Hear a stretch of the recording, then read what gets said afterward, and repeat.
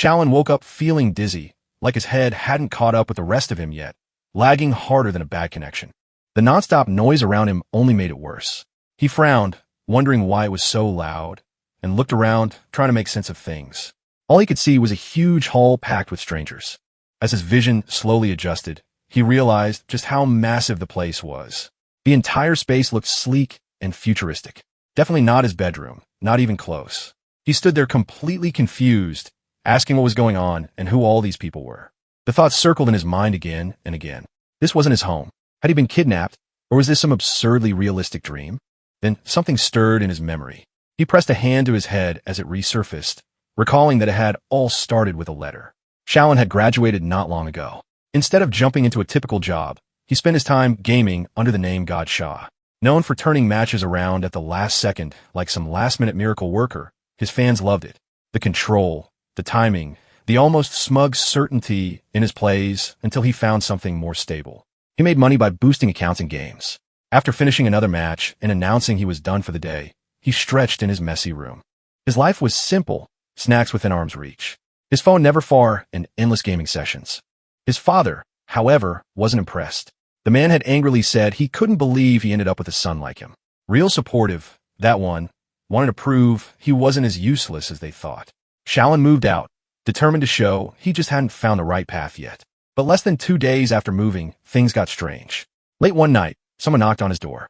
When he opened it, he saw a delivery guy who looked suspiciously out of place, like a background character who knew too much. The man handed over a package with a smirk and said it was for him. The moment Shaolin opened it, black energy burst out.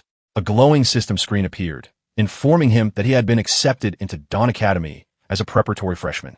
It confirmed his identity and announced that forced teleportation would begin.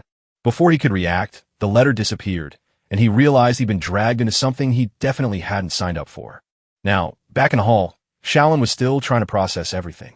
He stood there sweating slightly and holding his head when someone spoke nearby. A tall man with a scar across his face and a sword on his back looked down at him and commented that he was finally awake. His tone carried a faint edge of mockery, like he'd seen this exact scene too many times. He added that Shaolin must have a pretty weak body if he'd been lying there for over 3 hours, and asked if he'd been planning to sleep forever. Shaolin blinked up at him, still dazed. Great. First day in, wherever this was, and he was already being judged by some scary bastard with a sword. Around them, the other students were just as confused and angry. Some demanded to know where they were, while others shouted that this was kidnapping and insisted on being let out. A few even threatened to call the police, as if that would somehow fix all of this. The noise quickly spiraled out of control.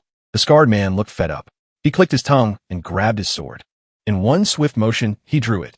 A surge of purple energy shot forward with a thunderous sound, sending a shock wave across the hall. The freshman panicked and scattered as he shouted for them to be quiet. That display was more than enough to silence everyone. He looked down at the group with clear annoyance, muttering that every batch seemed to have people like this. He complained about the recruitment department, saying they must be doing nothing all day. He announced that since someone had woken up late and wasted their time, he would keep things brief. Shaolin could only stare back, still trying to figure out what kind of situation he had just been thrown into. The scary bastard with the scar finally introduced himself, saying his name was Qinwan, and that he was the counselor for freshman year, class 7. Like that alone should settle everyone down. He told the crowd they were the chosen ones brought here to undergo intense training, build strength, toughen themselves up, and eventually qualify to enter the new world. The reaction was immediate. Some students questioned what he meant by that, while others openly wondered if this guy was insane. Before anyone could get carried away, he cut it off, saying the nonsense was over and ordering them to take out their credentials because the potential assessment was starting. Shaolin watched quietly, already thinking things through. Counting himself, there were at least 200 people here, which made it clear this wasn't some ordinary kidnapping. He looked around the futuristic hall again, wondering what this place was and whether he was even still on Earth. The whole new world idea sounded more like some kind of alien migration plan to him. He then watched as the first student stepped into a glowing pod. Shaolin figured this potential assessment sounded a lot like checking character stats in a game. The machine beeped and displayed complete.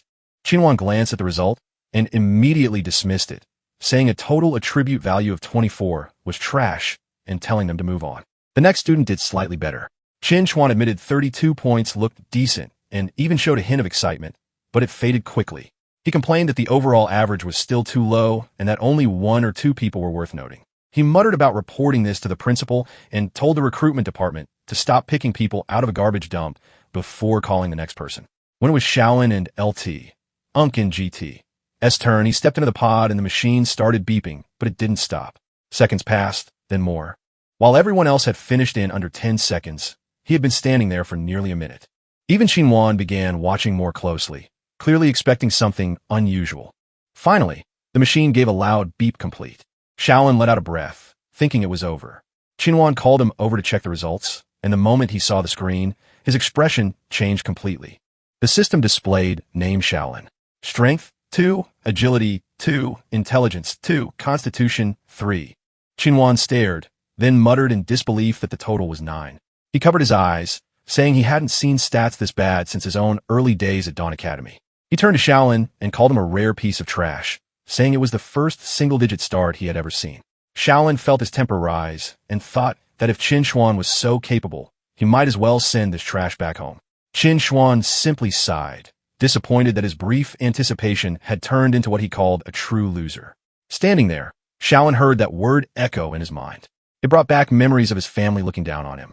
From childhood to now, no matter where he went, he was always labeled the same way.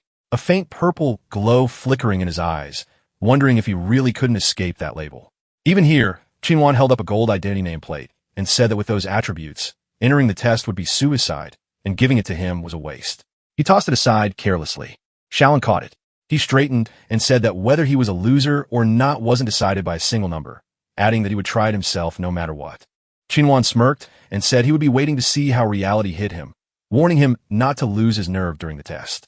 As he turned away, a girl asked about the gifted students he had mentioned earlier. Xinhuan gave a short chuckle and explained that they were the lucky ones practically supported by fate itself, the guaranteed survivors of the new world and the destined strong. He told the rest of the class to focus on passing the entrance exam first. A black-haired girl spoke up again, reminding him that he had promised they could gain unimaginable wealth and power in the academy. The atmosphere shifted as the weight of that promise settled over the group. The black-haired girl with glasses wasn't just standing there looking composed. She wanted answers. She adjusted her glasses and asked what price they had to pay for all those promises. Her tone calm and confident, like a top student already thinking 3 steps ahead. Even Xinhuan had to pause and check his note. He asked for her name, then read it off. Guzha, his tone noticeably more polite than before. He added that she had the highest initial attribute values in the group, though he couldn't resist pointing out that it was a pity she didn't have a special talent. This time he actually gave a proper answer. He explained that in this academy credits and redemption points were the main currency and they could be exchanged for anything. Power, wealth, authority, whatever they wanted as long as they could afford it. Guzha simply said she understood keeping it cool. Shaolin, meanwhile, was doing a double take. He hadn't expected this quiet girl to be the strongest one there. He also noticed how Xinhuan and LT, Unk and GT's attitude toward her had completely changed. Clearly, the scary bastard had favorites. Then, Xinhuan turned back to the rest of the group and dropped the polite act, telling them that if they wanted to check their status, they just needed to recite check attributes silently in their minds. Shaolin lifted his nameplate and followed the instructions. A soft beep sounded and a glowing interface appeared in front of him, laying everything out. Name Shaolin, student ID 201235. Credits and redemption points 0. His attributes were still painfully low. Strength 2, Agility 2, Intelligence 2, Constitution 3. Both his physical and magical attack ratings sat at a depressing F-. Then came the part that made things worse. His natural lifespan was listed as 83 years. At 23, that left him with 60 years remaining. But there was a warning. Every time he died, 10 years would be deducted. Once it hit 0, that was it. Shaolin froze, staring at the screen as he processed that detail. Around him, the others were reacting just as badly. Some panicked, saying their remaining lifespan was already dangerously low. Others realized that dying even once could mean the end. A few tried to deny it, arguing that something like lifespan couldn't possibly be measured. As Shaolin was still taking it in, a sudden beep-beep rang in his ears. A new system window popped up. It informed him that an abnormal fluctuation had been detected and that a hidden talent was being unlocked. That caught him completely off guard. He thought there was no way someone like him would have a hidden talent. Looking around, he noticed no one else reacting, which made it clear the notification was meant only for him. The system began analyzing, though parts of it came back as unknown. No matching name, no matching level in the database. After a moment, it finished. The results showed that his learning efficiency was greatly enhanced even at level 1. The passive effect boosted his ability to learn any skill to full efficiency, while the active effect allowed him to replicate any frank ability for 3 minutes. There were limits. He couldn't copy other talents, and the ability could only be used once every 7 days. Since the system couldn't identify the talent, it prompted him to name it. Shaolin thought it over briefly. It improved learning and allowed copying. Simple enough. He decided not to complicate things and chose the name Academic Genius. The system accepted it. Purple energy flared around him as the name was processed. The display updated talent name Academic Genius Level LV1. It began assessing the rank. The energy intensified and the result appeared. SS Rank Talent. Shaolin stared at realizing how far above normal that rank was. It also meant Qinwan hadn't detected it earlier during the assessment. Not far away, Qinwan was still busy yelling at other students, completely unaware. Shaolin and LT, Unk and GT. S expression shifted into a small, confident smirk.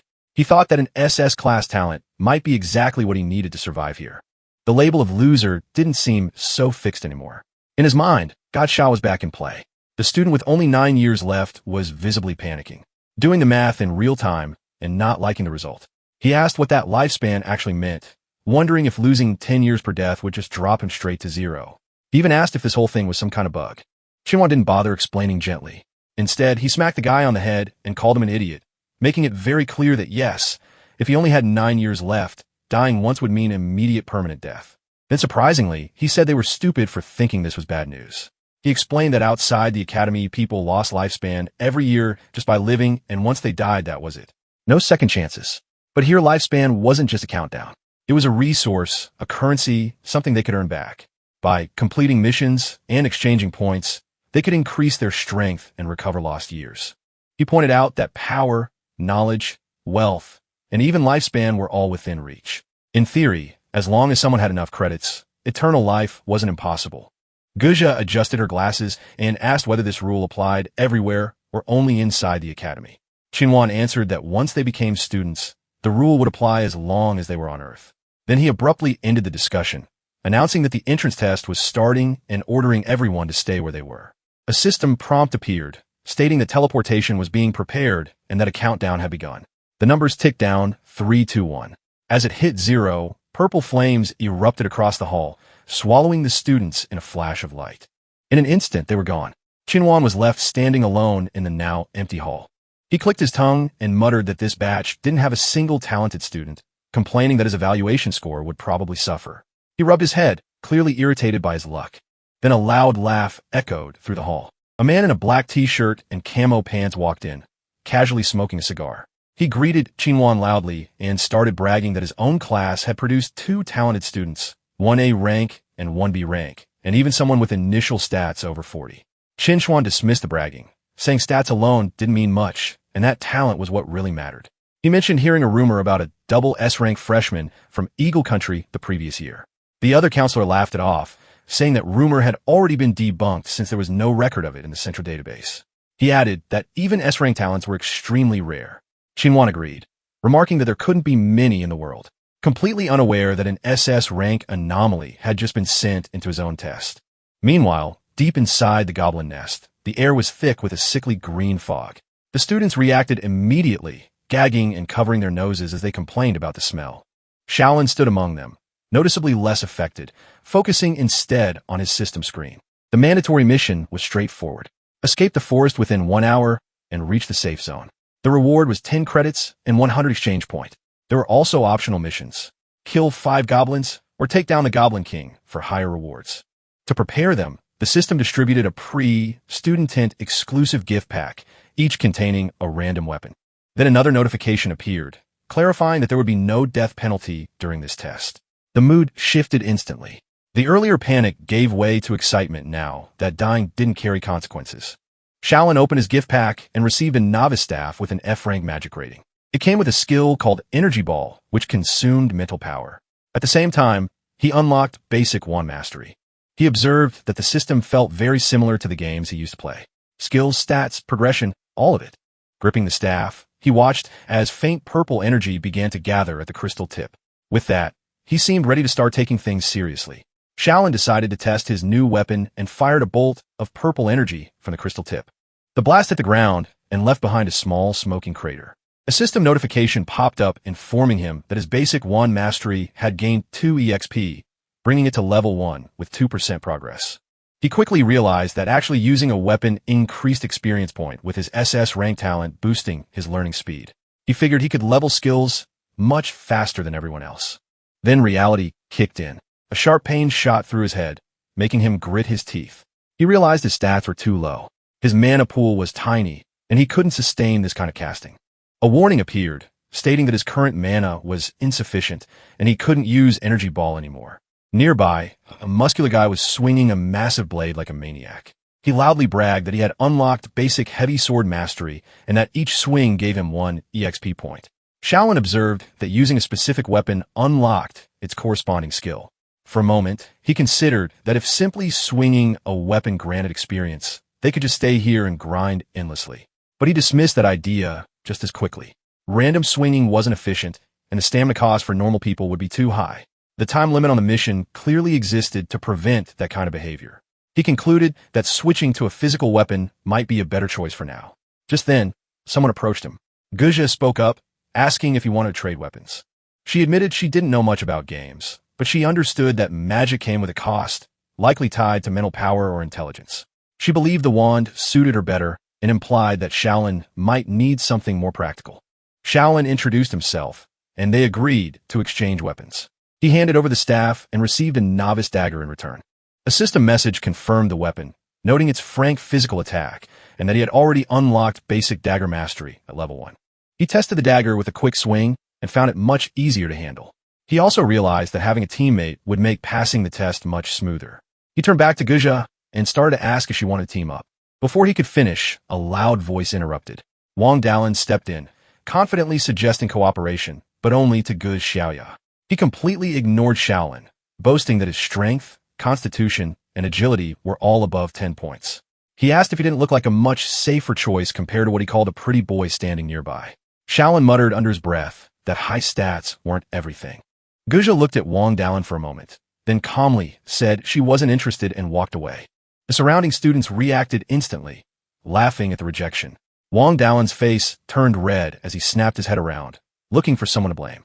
His attention quickly locked onto Shaolin. He walked over and shoved him, demanding to know what he was looking at. He complained that seeing someone with single-digit stats annoyed him and accused Shaolin of being useless. Shaolin stayed calm. He said that whether they passed the test depended on their own abilities and suggested that Wang Dalin should conserve his energy instead of starting fight. That only made things worse. Wang Dalin grabbed Shaolin by the collar and lifted him slightly, saying he would show him what real ability looked like. Shaolin didn't struggle. He let out a quiet laugh and told him he probably wouldn't get the chance. Right behind Wang Dalin, something moved. A green-clawed hand reached out from the shadows. By the time Wang Dalin reacted, it was already too late. A goblin had leapt into the air, aiming straight for his head. A green goblin with a long tongue lunged at him and slashed across his chest, drawing blood as he cursed out loud. Still, he didn't go down. Gritting his teeth, he swung his oversized blade and split the creature in two. Panting, he wiped the sweat from his face and muttered that he'd almost died just now. Then, like any sore loser, he redirected his anger. He pointed at Shaolin, accusing him of just standing there and watching. He demanded to know if the brat had been waiting to see him embarrass himself, adding that a mere goblin shouldn't have been able to touch him anyway. That ego didn't last long. A strange noise came from the trees. He paused, confused, and turned his head, only to see dozens of glowing yellow eyes staring back from the darkness. The forest wasn't just dangerous. It was packed. The next moment, everything broke. Screams erupted as a swarm of goblins charged in. The group was instantly overwhelmed. People shouted in panic, begging the creatures to stay away as they were dragged down and torn apart. The air filled with chaos, and the flicker of digital damage effects made it clear. This wasn't just fear. This was real harm. Shaolin froze for a brief second, the weight of it finally hitting him. This wasn't a game. The stench in the air, the sting of wounds, even the wind brushing past him. It all felt too real. Nearby, Giaoya stood her ground with her staff, composed as ever. But Shaolin realized how naive he'd been. There was no respawn here, no reset button. The people around him weren't players. They were targets. Someone suddenly shouted that the goblins weren't attacking inside a nearby cave. That was all it took. The crowd rushed toward it, desperate to escape, pushing and trampling each other just to get inside. Shaolin made it in with the rest, taking a moment to catch his breath. For now, the cave seemed safe. Then the system interrupted. A glowing blue window appeared, showing a countdown. Just under 30 minutes of protection remaining. So much for a safe zone. Shaolin knew waiting wasn't an option. He drew his dagger, his expression sharpening as he forced himself to think clearly. He started practicing his swings, striking the air repeatedly and focusing on form and force. A notification popped up, confirming that his basic dagger mastery had gained experience. It was slow, but it proved his theory. Experience only came from proper movement and effort. No shortcuts. He checked his stats again and grimaced. With strength at 2 and constitution at 3, he was barely holding on. Every swing had to count. Time passed, and the countdown dropped into the final minute. The warning turned red, signaling that the cave's protection was about to expire. The remaining students began to panic again. Some complained that the mission was impossible. Others argued that ranged weapons were useless against fast enemies. The tension was rising fast. Guja, however, stayed calm, watching Shaolin from the side. As he paused to catch his breath, she spoke, saying that what he was doing was meaningless. Based on her calculations, reaching level 2 mastery would normally take about an hour, and they didn't have that kind of time. Shaolin looked at her, recognizing her sharp analysis. She continued, stating that reaching level 2 within the remaining time was impossible. But Shaolin just smiled slightly. He agreed that under normal circumstances, it would take about an hour, but pointed out that his situation wasn't normal. He opened his status window, showing that his basic dagger mastery was already at level 1, with 98 out of 100 experience. He was only a step away. Guja looks genuinely surprised, her eyes widening behind her glasses as she realizes Shaolin caught her watching him. "You knew I was observing?" she asks, her voice a mix of curiosity and caution. Our boy just shrugs it off with a casual smile. "It's just like gaming," he explains. "You have to read the guide before pulling the mob." He's treating this death match like a Friday night raid. But the genius girl isn't amused. "I don't play games," she replies flatly, to which he can only offer a dry "can tell." After a momentary silence that's just a bit awkward, Guja decides to share the goods. According to her observations, these goblins are basically bottom-tier trash, probably Frank standard. Their attack and defense are pathetic, and their weak points are exactly where you'd expect, the head and the heart. As long as you overcome fear, one-on-one isn't hard, she notes. Shaolin looks out at the rest of the group, most of whom are curled up in the fetal position or shaking like a leaf. Yeah, he muses. This mission isn't actually hard. Everyone is just scared stiff. It's a harsh truth, but in a world like this, if you lose the courage to fight, you've already lost the game. With the cave's protection timer ticking down to its final 2 minutes, the duo prepares to make their move. "Time to go out," Shaolin says, gripping his dagger. Guja nods, adding that they can't just spend the whole mission running away. But as they head for the exit, they're blocked by the resident tough guy in the black shirt. "Wait, where are you going?" He barks, clearly not liking the idea of the brains leaving his side. He ignores Shaolin entirely and focuses on the girl. "Guja, party up with me. With our stats, we can definitely kill our way to the destination." He then shoots a nasty glare at our protagonist, adding, "Bringing this trash along is just going to get us killed." Guja doesn't even blink. She's already thinking 3 steps ahead. "Reaching the safe zone required by the mission isn't difficult," she says calmly. The difficulty and the biggest payoff lie with the Goblin King. The tough guy looks at her like she's grown a second head. The Goblin King is just an optional mission. Besides, up until now, that damn thing hasn't made sound. He leans in, his voice rising in frustration. "We might not even be able to do the basic surviving part, and you're thinking about a hidden mission." But Guja is convinced that if the mission exists, it's beatable. She starts theorizing about a trigger mechanism. Maybe it's time-based, student headcount, or most likely the number of goblins killed. Shaolin chimes in, expertly ruling out time and student count since the school wouldn't leave them with 0 time for a boss fight, and there are already too few people left for that to be the trigger. The most likely cause is the kill count. He concludes with a confident smirk. A terrified girl with a bow interrupts, asking why they even need to fight the boss. "Can't we just complete the mandatory mission?" She stammers, her voice trembling.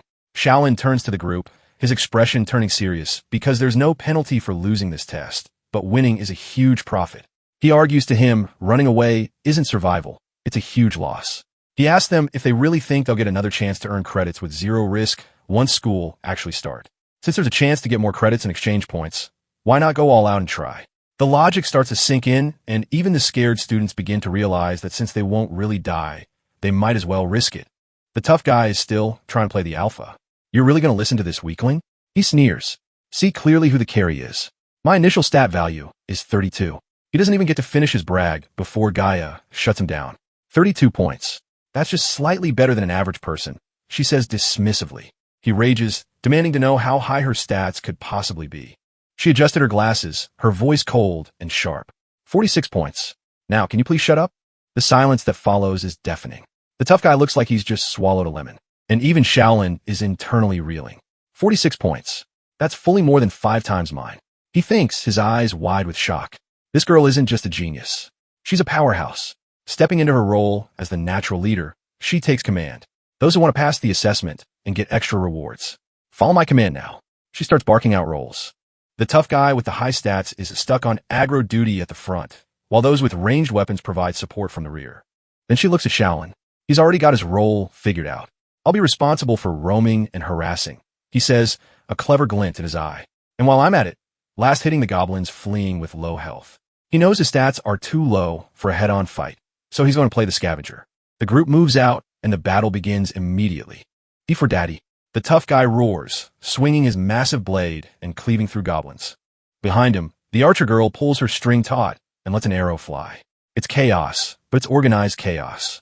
A goblin leaps at one of the girls, but Shaolin is a blur of motion. He intercepts the beast, his dagger finding its mark with clinical precision. A system notification flashes. Slay Goblin X1. The girl thanks him with a shaky thank you, but he's already focused on the next target. Just like that, he reminds himself, don't get tangled in a frontal fight. Save stamina, and just look for the chance to land the last strike. It's a cold, efficient strategy, and it works. Notifications start flooding his vision. Slay Goblin X2. Slay Goblin X3. Slay Goblin X4. One of the students watches in disbelief as our pretty boy with single-digit stats seems to strike exactly when the monster is most vulnerable every time. The scary alpha guy isn't having it, muttering to himself that it's really lucky, just scavenging kills every time. But Guja sees through the luck. It's not good luck, she observes. He seems to always dodge the goblin's line of sight in advance, even predicting the goblin's movements. A new ping rings out. Basic Dagger Mastery EXP. And then the screen flashes with the big level up. Basic Dagger Mastery level up. Current level 2. Shaolin wipes a bit of grime from his face, thinking about how his gamer habits finally became a life-saving skill. Luckily, I managed to snag a set of immersive VR games back then and played like crazy for 2 months, he recalls. Otherwise, I really wouldn't be able to last hit so precisely. Suddenly, a sharp alert interrupts his thoughts. The system window announces, database detection complete. You are the first student among this year's freshmen to reach skill level 2. It turns out being a try-hard pays off as the school grants him a free skill. Skill unlocked. The description reveals it's a powerful strike that depends on his current strength, though with a stamina hog with a 1-minute cooldown. Shaolin clenches his fist, a confident grin spreading across his face. Leveled up and got a new skill and just 1 goblin short. Optional mission 1 will be complete. He spots his final target and lunges forward. He drives his sword into the creature, and the system confirms the kill. Slay Goblin X5. Optional mission 1 completed. He catches his breath. Satisfied. Finally finished 1 mission. But just as he starts to relax, a strange static noise echoes through the clearing. Disappeared. The alpha guy stammers, watching in confusion as a nearby goblin literally dissolves into digital pixels. Hey, what's the situation? The disturbance intensifies as a massive announcement box takes over the sky. Goblin population reduced by January 3rd. Hidden conditions now met. Activating boss. A shadow, so massive it dwarfs the trees, begins to loom over the battlefield. The Goblin King looked down at the tiny humans beneath him, sizing them up from above. Shaolin, steady as ever, didn't look away. He kept his eyes on the towering figure. The Goblin King takes a deep breath, its chest expanding before it unleashes a bone-shattering roar. A massive sound wave ripples through the clearing, physical enough to distort the air. The archer girl from before claps her hands over her ears, her face contorted in pain as she cries out, "This sound wave, my eardrums are going to burst." Even our stud protagonist and the brainiac Guja are forced to squint against the sheer pressure of the scream. As the dust settles, a red system health bar flickers into existence above the monster, and it's absolutely massive. The text confirms the nightmare. Dungeon Boss Goblin King. The absolute unit stands there, steam hissing from its fanged M, looking every bit like the final boss of someone's worst nightmare. Our guy notices that the smaller goblins have completely vanished, leaving them alone with the big guy. The survivors are losing it. One student stares at the screen in pure despair, shouting, "Are you kidding me? Its health bar is longer than my lifespan. How am I supposed to fight such a terrifying monster?" Another guy decides he's had enough of this Super Magic Academy experience, yelling, "I quit. You guys fight it yourselves." As he turns tail and runs into the woods, our protagonist reaches out, shouting a warning, "Don't run around." He's realized something critical about the boss's mechanic. He notes that these goblins have a specific trait. Their field of vision is tiny, but their sense of smell and hearing are extremely keen. We see the Goblin King's ear twitch as it tracks the sound of the fleeing student's footsteps. Its glowing yellow eye locks onto the coward. Our guy grimaces, knowing that the student's actions just painted a massive target on his back. Meanwhile, Wang Daolin, that scary bastard with the giant sword, isn't ready to give up his carry status. He barks at the remaining survivors. "What the hell are you afraid of? We have numbers. We can pile on and kill it." With a roar of his own, he leaps into the air, hoisting his massive blade high. "Big guy, take this blade." He swings with everything he's got, but the Goblin King doesn't even flinch. It just watches him with one bored glowing eye before delivering a casual point-blank punch straight into Wang Daolin's gut. The impact is brutal. The top-tier stat holder is sent flying backward like a rag doll, smashing into a solid rock wall with a sickening thud. Blood sprays everywhere as he begins to dissolve into blue pixels. The morale of the group officially hits rock bottom. "Run away. Wang Daolin got one shot. Let's run." The panic is infectious. One student is screaming as he tries to flee, but the Goblin King is faster. A massive green foot comes down, crushing him into the dirt. The boss begins a full-on rampage, swinging its oversized club to smash another student like a bug. It turns its attention to another girl who is frozen in terror as the shadow of the club falls over her. Suddenly, a bolt of purple lightning streaks through the air. Gaia fires a blast from her staff, but it only clips the monster's arm. The health barely moves. She bites her lip. Frustrated miss hitting the limbs causes damage fall off. We have to hit the vitals. The hot chick looks around at the absolute chaos. She reveals her inner thoughts. According to my original plan, the others would hold off the Goblin King while the other ranged attackers and I deal steady damage from the back. As long as everyone works together, we should be able to kill the boss before we run out of mental power. She watches the survivors scatter in every direction, dropping their weapons as they flee. But now the formation has scattered. My plan was still too idealistic. She stands alone, a tiny figure before the towering green mountain of muscle. The Goblin King raises its club, its yellow eyes locked onto the girl who actually dared to sting it. Suddenly, a voice cuts through her despair, shouting, "Are you an idiot? Run!" Her eyes widen in shock as she realizes she's about to be the next pancake. Just as the Goblin King swings his massive club, Shaolin dives into action. He slides right under the lethal strike. The club slams into the ground behind him, shattering the earth and leaving a massive crater where he stood just a second ago. He's not just running, he's calculating. After a smooth recovery, he realizes the trick to this green maniac's behavior. The Goblin King prioritizes whoever is closest. It's a simple aggro mechanic. And now that the small fry are gone, they only have to face the big boss. He calls out to the archer girl hiding behind a tree, telling her not to panic. He orders her to keep her distance and harass the beast from afar to create brief openings. She's clearly shaken, saying she will try before drawing her bow. Next, he turns to our talented mage, Gu Xiaoya, telling her that since her attack power is high, she needs to find a chance to chip away at the king's health.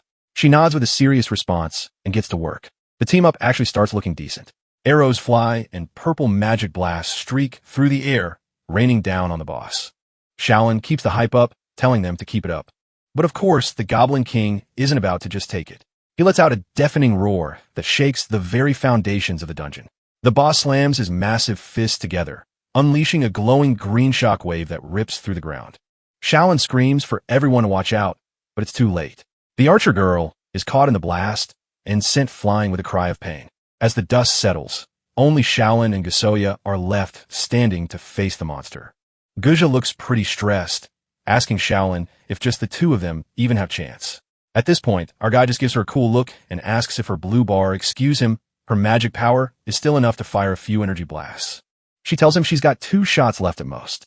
Shaolin grins, telling her that's enough since head shot deal high damage and she just needs to hit its head once. She's worried because the green giant moves too fast for her accuracy to keep up. But our MC has a plan for that. With a confident smirk, he tells her that if it moves too fast, he'll just make it stop.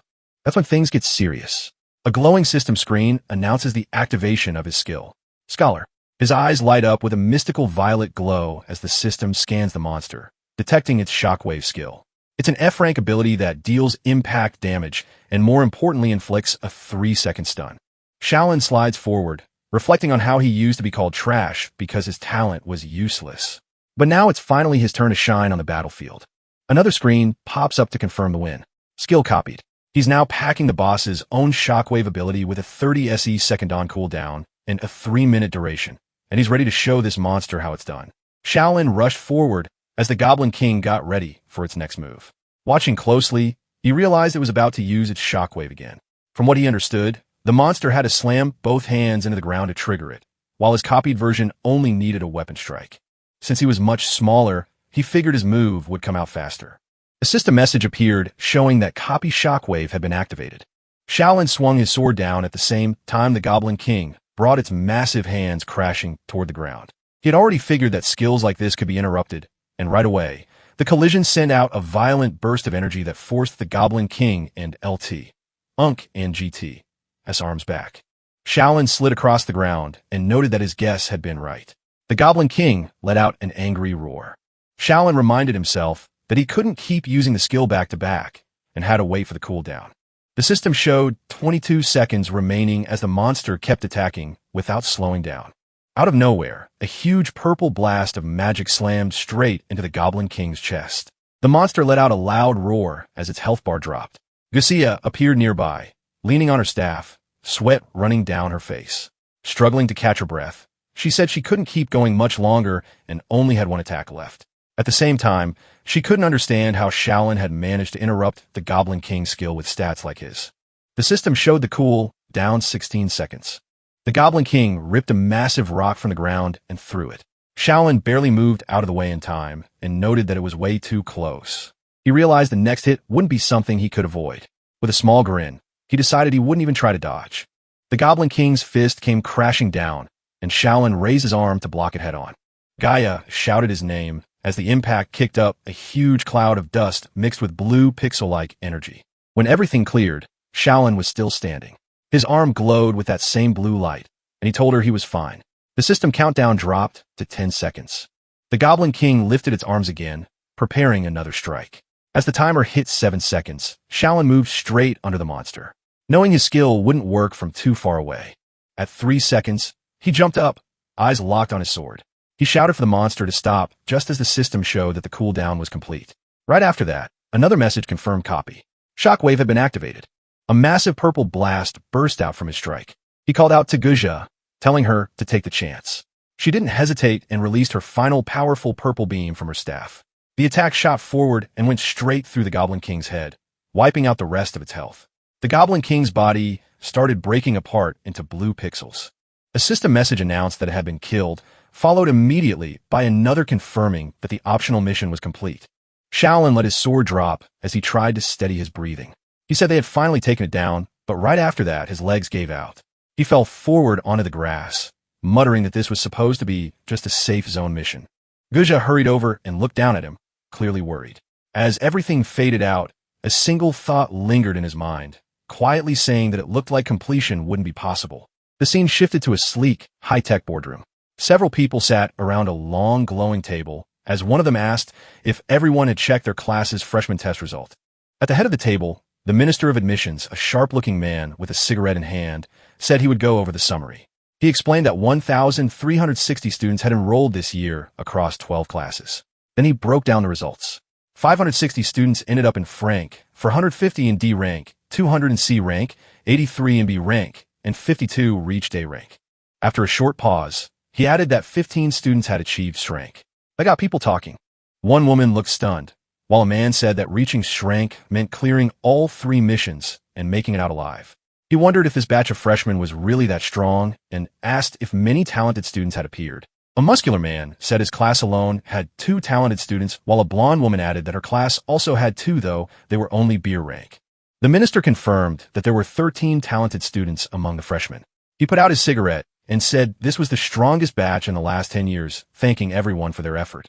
A man called Little Chin rested his head on his hand and said his class didn't produce a single talented student. The minister looked at him and said that even though his class didn't reach the safe zone, they still set 2 school records. She looked up, surprised. The minister explained that first one class had 2 non-talented students receive S evaluations at the same time. Then he added that one of them broke the record for the highest intelligence stats since Dawn Academy was founded. The room went quiet as he added one more detail. The lowest overall stat record had also been set. He pointed out that both of these completely opposite records came from the same 2 students in Shin's class who got shrank. A display appeared showing their stat chart. One clearly belonged to Guja with an intelligence stat far beyond the chart's limits, while the other showed Xiolin and LT, Unk and GT. S extremely low stats with his highest being just a 3 in Constitution and everything else sitting at 2. The minister said this situation had even caught the principal's attention. A system message appeared. The entrance test had ended and teleportation was being prepared.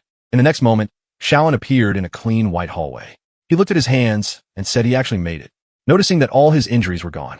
A system screen showed up in front of him with his details. His name, student ID, and mission result. All 3 objectives were marked complete. Reaching the safe zone, killing 5 goblins, and defeating the Goblin King. His final evaluation was S along with 40 credits and 800 exchange point. Xiaolin stared at it confused. He said he didn't remember completing the first mission since he had passed out earlier. As he reached out to the screen, he noticed Guja walking away in the distance and wondered if she had been the one who brought him to the safe zone. Someone called his name. He turned and saw the archer girl waving as she ran over. She thanked him and Guja, saying she wouldn't have gotten an A evaluation without them. Looking a bit down, she admitted she felt useless since she got taken out by the boss's shockwave after effects. Then she asked if they managed to defeat the Goblin King. Xiaolin gave a small smile and said they did. She lit up and said she knew they could do it. Just then, a large man bumped into Xiaolin and reacted with a quick ow before looking annoyed. He said it was nothing but luck and added that with stats like Xiaolin and LT, Unk and GTs, he would have been done for countless times if he hadn't relied on Guja the whole time. Not long after, Guja walked over, looking calm in her long coat. She stopped in front of Xiaolin, said his name, and told him she wanted to talk to him alone about the battle. Her gaze stayed fixed on him, serious and focused. Xiolin and Guja stood together in a quiet hallway after everything finally settled down. Xiaolin thanked her for what she did during the safe zone mission, but Guja kept things simple, saying it was just a mutual effort to get the best rewards. She adjusted her glasses and added that without Xiaolin stepping in to interrupt the Goblin King's skill and create that opening, she wouldn't have been able to land the final hit. Xiaolin listened, noting to himself how calmly and clearly she broke everything down. Then she brought up something else. She said that based on his current stats, it shouldn't have been possible for him to interrupt a boss's skill in the first place.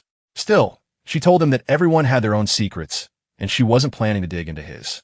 She added that if anyone asked, she would keep it to herself. Xiaolin thanked her, rubbing the back of his head a bit.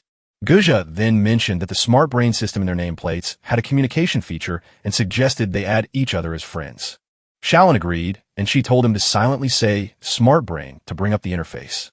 As he did, a screen appeared in front of him showing his basic info, his name, student ID along with 40 credits and 800 exchange points. His stats were all low with strength, agility, and intelligence at 2 and constitution at 3.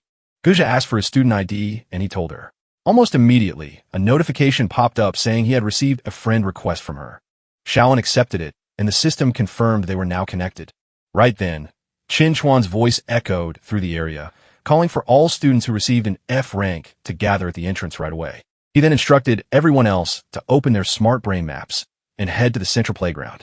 As people started moving, Qinhuan called Guja over, saying he wanted to speak with her. She agreed and followed him, leaving Xiolin by himself. Xiolin opened his map and saw that the route to the playground went through the courtyard. As he watched Guja walk away, he wondered if Qinhuan was interested in her because of her S rank, or if he had noticed something more. Later, at the central playground, the place was already packed with students under a clear blue sky.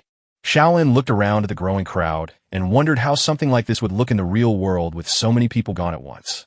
Guja walked over and asked if he was okay. As she passed by him, Xiaolin noted to himself that he hadn't said anything he shouldn't have. Voices suddenly called out, telling everyone to make way. A blue-haired young man in a student council uniform walked through the crowd. Not long after, an official told the students to line up according to their classes. The young man stepped up to a podium where a blue crystal floated in the air. He introduced himself as the student council president and explained that the principal was delayed but would arrive later. For now, he said he would welcome the freshmen on behalf of the academy. Before he could continue, a deep, terrifying roar shook the entire area. Shaolin and the others looked up as a massive dragon with glowing purple eyes appeared overhead, its huge body casting a shadow across the playground. Shaolin felt the pressure immediately, sweat forming as he stared up at it, trying to process the sight of a real dragon descending right in front of them. The massive purple dragon let out a roar that shook the entire area as it hovered over the student. There was no doubt about it. It was a real dragon. Shaolin stood there unable to move, sweat running down his face as he realized his body had completely locked up from pure instinct. Not far from him, Guja was shaking as well, noting to herself that she couldn't move at all. The dragon slowly descended and landed near the podium where the student council president and the staff were waiting. Sitting on its head was an old man with white hair and a long beard. He casually apologized to the students, saying he got held up on the way and almost arrived late. The student council president gave a stiff smile and commented that the entrance ceremony had turned out a bit too grand. The principal immediately pushed back, saying it wasn't about showing off. He explained that he had just rushed back from somewhere else and had no choice but to ride the dragon because he was short on time. The dragon shifted slightly, looking bothered as the principal kept talking. He went on complaining that the creature started acting up as soon as it arrived and even scared the students. He warned that if it caused trouble again, he'd turn it into a sofa. Shaolin watched all of this, thinking that this man was the principal, the one person who had the authority to see his scholar talent. The principal then said he had already looked over the entrance test results, and that this year's batch was quite impressive. His gaze swept across the crowd, sharp and focused, making Shaolin tense up. A purple magic circle appeared on the ground as an amplification spell activated. The principal began speaking more formally, saying that normally he would start by introducing himself, but he figured the students were more interested in other things. He mentioned that many of them were brought here under confusing or unpleasant circumstances and were probably not happy about it. He pointed off to the side and said that if anyone had complaints, they should take it up with the admissions department, adding that they had a habit of delivering letters at terrible hours. He even said he'd make a new rule so admissions would only happen during the day. The crowd reacted with mixed expressions. Then his tone shifted completely. He said that was enough joking around and that he would answer the two biggest questions on everyone's mind, who they were and what they were here to do. Standing there as purple energy swirled around him, he called out for all the students who came from the old world to listen carefully. With a firm voice, he declared that they were colonists. He went on to explain that this place was called Planet Norma, also known as the New World. He said the purpose of Dawn Academy was to train the best pioneer colonist. In the end, he made it clear Norma was the world they were heading to, the place they would fight in, and the territory they would one day take over. The principal's voice carried across the entire stadium, loud and full of energy. He told the students that their normal lives had ended the moment they opened their admission letters. According to him, what lay ahead was something far bigger. Some of them might grow into battlefield commanders, leading armies and taking new lands, while others could become powerful magisters, uncovering truths and controlling the laws of nature.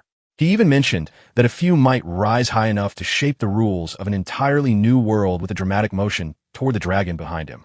He went on to promise strength, knowledge, power, and even the possibility of living forever. He said that everything the new world had to offer would be within their reach. Then he introduced a new rule. He explained that freshmen had always been banned from entering the new world early, but this time things would change. He announced that the top 3 students in the university term comprehensive exam would earn the right to go there ahead of everyone else. That immediately got a reaction. The student council president stepped forward, clearly uneasy, and said this decision involved the freshman's safety. The principal didn't let him continue. He cut him off with a sharp look. The president instantly backed down, sweating as he quickly corrected himself and said he had spoken out of turn. The principal, now satisfied, ended the assembly right there. Shaolin watched the whole thing closely. He noticed how intense the president's reaction had been and quietly wondered if the new rule came with hidden risk. Still, he didn't dwell on it for long. He decided his main focus should be using everything the academy offered to build his strength. Just as he was about to leave, Instructor Qin Xuan called out and told him to stay. Shaolin turned back, and Qin explained that based on academy rules, the top scorer from the entrance test automatically became the class monitor. Since Guja had stepped down, the role now fell to him. Qin added that being a monitor came with extra credits, better resource access, and special perks, things that could really help someone ranked at the bottom. He also mentioned that the position would be reassigned after 3 months once the comprehensive exam was over. Right then, a holographic message appeared in front of Shaolin, stating that he had been appointed as the acting class monitor of freshman year class 7 by Instructor Qin Xuan. Jean told him to go through the extra manual sent by the smart brain before leaving. On his way to the dormitory, Shaolin kept thinking about what privileges really meant. At the reception desk, a sophomore explained the dorm rules, saying the doors closed at 7 p.m. and opened again at 6 a.m. She warned him that staying out overnight would cost him credit. Shaolin nodded, taking it in.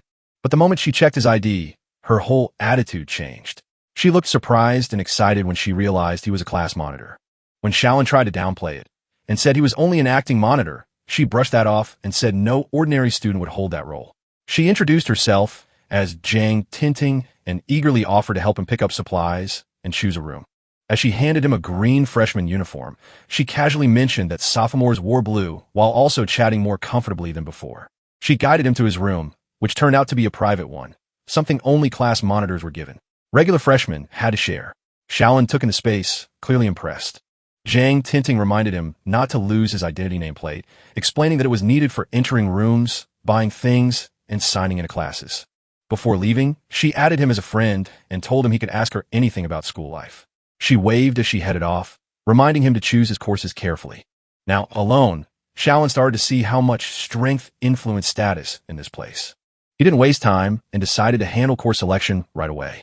He gave the command to open the course selection table, and a huge list appeared in front of him. There were basic stat courses like swordsmanship, sabermanship, boxing, archery, and meditation. Then there were secondary stat courses like taijutsu, perception, balance, focus, resilience, movement, parry, and dodge. On top of that, there were compulsory subjects covering the history, language, and geography of the normal world. The number of choices felt like a lot, but Shaolin reminded himself to stay focused. He knew the required courses were fixed, and he had to pick one main combat course along with 3 secondary ones. He relied on his scholar talent, knowing it could make up for his weak stats. He thought it through carefully. Since his talent boosted learning speed, he decided to lean into that advantage.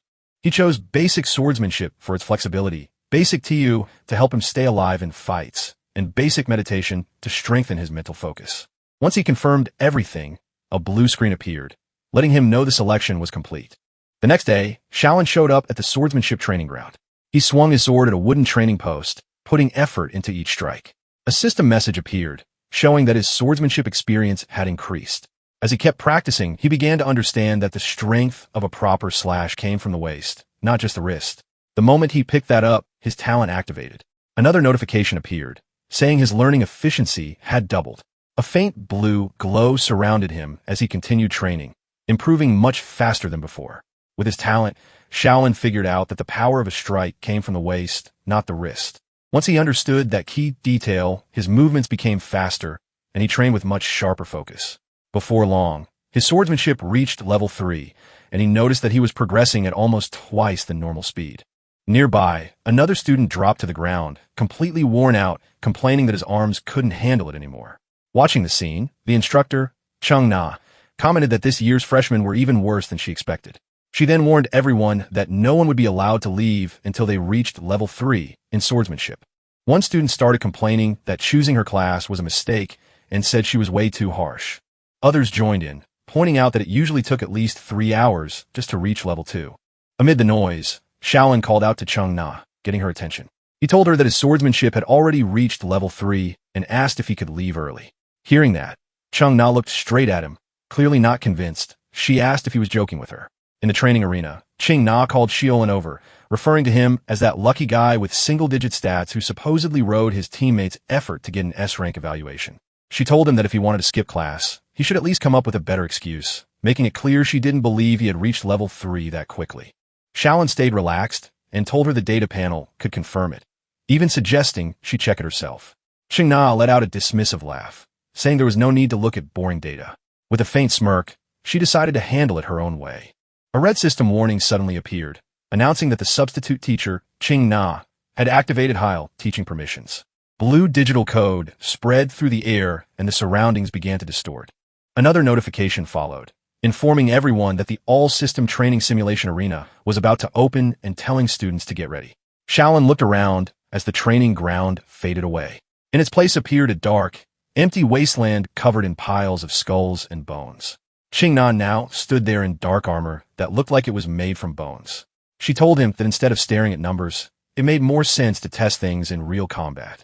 A system message popped up welcoming them to the all-system combat simulation arena. They stood near the remains of a massive skeletal creature as Ching Na explained that the Academy had removed the original rules of the normal world and poured huge resources into building this training space. She stepped closer and told him that while he wouldn't actually die here, everything he felt, including pain, would be completely real. She added that opening this arena had cost her a lot of exchange points. With a simple wave of her hand, one after another, armored skeleton soldiers started climbing out of the earth. Ching Na told the brat to prove his level 3 swordsmanship in real combat, mentioning that these skeletons were about as strong as the goblins from the entrance exam. She then sat down on a throne made of bones, watching him with an amused smile. She told him that if he managed to clear this dungeon, she'd let him leave class early, not just today, but in the future too. Just then, a heavy blade came swinging toward Shaolin. He moved aside, just in time as a system interface appeared, showing the mission details. The undead dungeon had opened, and he could either survive for 40 minutes or take down 20 skeleton soldiers to clear it. Shaolin pressed his lips together, thinking that opening something like this just to check a freshman's level was completely over the top. Another notification appeared saying he had received a fine iron dagger with a low physical attack rating. He tightened his grip on his sword, sweat forming on his face as he understood his options. Either hold out or fight his way through. He chose to fight. He rushed forward and struck a skeleton across the neck. The system updated his progress, showing 1 enemy down out of 20. As he moved, he worked it out in his head. If he targeted weak spots, it would take about 2 hits per skeleton, meaning around 40 clean strikes to finish everything. Getting ready, he moved toward the center of the group. From her bone throne, Ching Na watched closely. She hadn't expected this. She had assumed he would panic, apologize, and ask her to shut everything down right away. Instead, he charged straight in. As she continued observing, she admitted to herself that his movements were actually solid. His steps, the way he used force, and the angle of his strikes, all looked properly trained. It left a strong impression on her.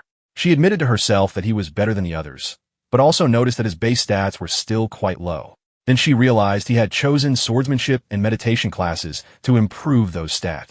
Even with those weak stats, Shaolin had already defeated 13 skeletons on his own. To Ching Na, that alone was impressive.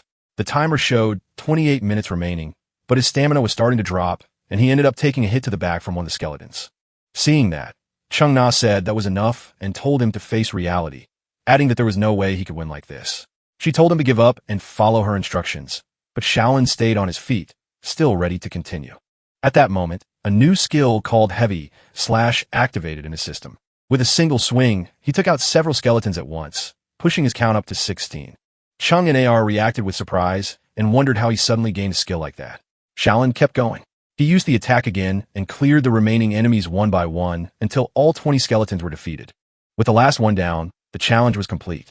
Breathing heavily, he looked toward Ching Na, who was still seated on her bone throne. With a tired smile, he told her he had completed the requirement she set at the start of class. Hearing that, Ching Na began to think that a freshman getting an S rank might not have been luck after all. Far away in the council room, the president sat there casually signing papers like nothing was wrong. An assistant nervously pointed out that the new kid's schedule was completely absurd and showed him the screen. The president took one look and couldn't believe it. Shaolin had literally picked every single class available. Later, over in the infirmary, Instructor Nana was going back and forth with the president. She sounded annoyed, asking if that preppy guy really thought her class went too far. The president kept it calm, saying the complaint was only because the students were still clueless freshmen. Instructor Nana turned away and basically said being harsh now was the only way to keep them alive later. The president didn't argue. He clearly got her point, even if it was cold. Instructor Nana sighed, flipping her hair like she was already done with this boring back and forth. Then a groan came from the bed. Both of them looked over as Shaolin slowly woke up from that brutal virtual beatdown. He blinked a few times trying to figure out where he even was. After looking around and catching that strong medicine smell, he figured out he was in the school infirmary. The president greeted him in a friendly tone, explaining that mental exhaustion from the simulation could hit hard, even outside the game. Shaolin stretched a bit and noticed his body only felt slightly off, which honestly surprised him. The treatment here was no joke.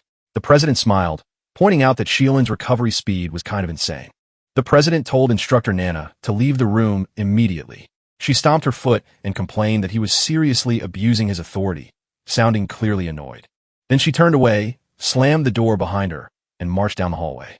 Out of nowhere, She popped her head through the door again and shouted at Shaolin, pointing straight at him. She said she keeps her promises, so he was free to leave her class early from now on. Then she added a warning. Trying to train both styles at the same time. Bad idea. Total disaster waiting to happen. Doors slammed again, this time for real. Now alone with the president, Shaolin quietly thought maybe Instructor Nana wasn't as bad as everyone made her sound. The president cleared his throat and got straight to the point. He asked if Shaolin seriously hadn't read the manual because stacking that many classes was, in his words, just plain dumb. He pulled up a screen showing 2 clear paths, physical and magical evolution. He explained that mixing both would mess up focus and slow everything down.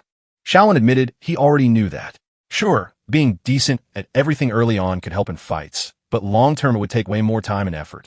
The president warned him again, but Shaolin didn't back down. He confirmed he understood the risks before making his choice. In his mind, he could already picture his skilled tree branching out in all kinds of complicated directions. Gripping the sheet under him, he made it clear he had the guts to go through with it. The president sighed, realizing this kid wasn't changing his mind anytime soon. Then suddenly, a notification popped up. It was from the director. The president frowned while reading it, clearly confused. Standing up, he told Shaolin that the old man himself had approved that crazy schedule. Still, he added that it would be adjusted so Shaolin wouldn't completely burn out by day 2. Left alone in the infirmary, Shaolin had a feeling that old man was watching him way more closely than he let on. Up at the top of the academy, sunlight poured into the director's office. The old man stood there with his back to everything, just staring out at the view, thinking about the chaos the new students were already causing. Then a ghost-like girl floated into the room, smiling brightly. She asked why he looked so serious. The director pointed at her and accused the system of watching way too much anime lately, saying almost no one even knew an AI like her existed. The AI complained like a bored kid, saying she'd been stuck doing nothing for 100 years. Then she playfully asked if he wasn't excited about that freshman with top scores. The director frowned and pulled up Shaolin's file, calling his stats straight up pathetic. He said the academy usually only accepted students with at least double those numbers. No way someone like that got in by luck. Floating nearby, the AI said she had checked old records and found something weird. She explained that there was no data on Shaolin in the central system at all. Then she showed him the numbers. 1,360 people were brought in, but only 1,359 admission records existed. She mentioned,